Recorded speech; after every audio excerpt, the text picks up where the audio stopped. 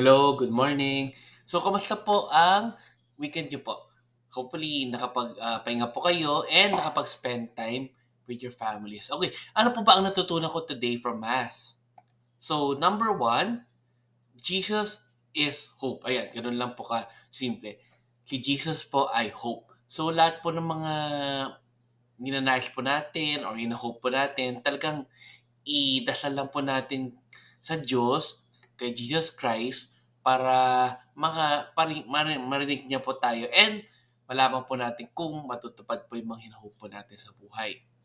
Which leads us to number two, Jesus is the channel of God's healing. So talagang si Jesus ang channel ng ating Diyos na mag-heal sa ating lahat, hindi lang po sa physical na healing, meron rin spiritual, emotional, at iba pong healing na hinihiling po natin sa Kanya.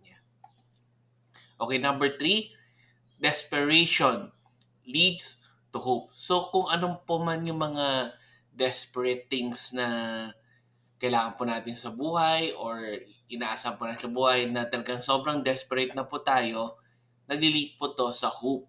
Kaya lagi po lang tayo, huwag mawalan ng pag-asa na mag-hope na sana po lahat po ng mga things na hinihiling po natin na ma-solve or matupad sa buhay po natin ay matulungan po tayo ng Diyos. And lastly, this is like a reflection question. What are the areas of healing we can respond to? So ano po ba ang mga things na nakikita po natin sa mundo na pwede tayo mag-respond? Is it lack of hunger? Or lack of food? Lack of education? Etc. So ano po ba yung mga simple things na nakikita po natin around us na may mga problema na pwede natin itulong or tulungan ng in our own way? Okay?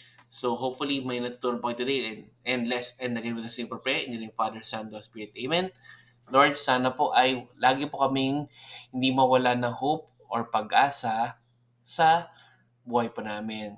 Tulungan niyo po kami na hopefully kung ano po yung mga things na hope po namin ay matupad niyo po at matulungan niyo po kami. Amen. In the Father, Son, and Spirit. Amen. Hopefully ay magkaroon po kayo ng a great day today. God bless sa inyo. And let's end again with a simple Thanksgiving prayer. Thank you prayer. Lord, thank you very much for all the blessings that you are giving us every day. Thank you for our food, safety, security, guidance, and all your blessings. Please avoid us getting sick from all illnesses and forgive us for all our sins.